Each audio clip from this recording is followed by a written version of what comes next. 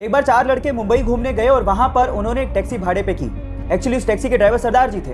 अब हुआ कुछ यूं कि बोरियत की वजह से वो चारों लड़के जोक्स क्रैक करने लगे और उनमें से कुछ जोक्स सरदारों पर थे।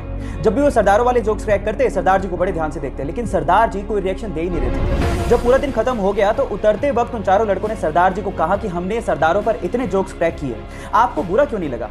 तो उन्होंने तब भी कोई जवाब नहीं दिया और 100 रुपए देते हुए कहा कि अगर तुम्हें पूरी मुंबई में कोई सरदार भिखारी मिल जाए तो उसे मेरी तरफ से 100 रुपए दान कर देना।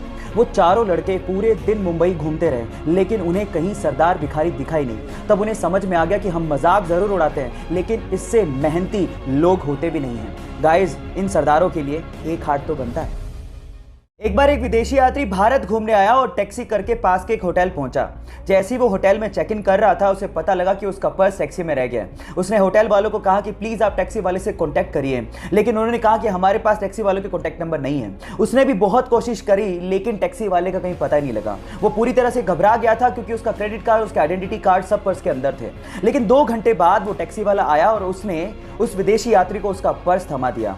विदेशी यात्री ने खुश होकर उसे $70 देने की कोशिश करी, लेकिन उसके बाद जो टैक्सी वाले ने जवाब दिया वो आप लोगों को सुनना चाहिए। टैक्सी वाले ने कहा कि इस रिवॉर्ड के लिए मैंने आपको आपका पर्स वापस नहीं किया है, मैंने आपको आपका पर्स इसलिए वापस किया है क्योंकि ये आपका है। अतिथि देवो भव की भावना को साकार करने वाले उस टैक्सी वाले को मेरा सलाम। 2016 में ऑस्ट्रेलिया से मार्क नाम का एक लड़का अपने पिता को लेकर जैसे ही हिंद महासागर में मछली पकड़ने के लिए पहुंचा तो कुछ दूरी पर उन्हें पिंक कलर की बॉल नुमा एक बहुत बड़ी सी चीज दिखाई दी। शुरू में तो उन्हें लगा कि शायद कोई नाव पलट गई है, लेकिन थोड़ा पास गए तो समझ में आया ये नाव तो नहीं है, लेकिन बहुत अजीब सी चीज थी।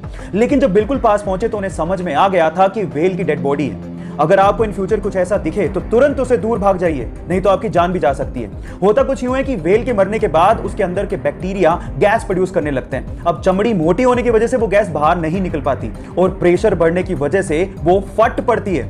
अब अगर ऐसा कुछ दिखे इन फ्यूचर तो सावधान जरूर रहिएगा।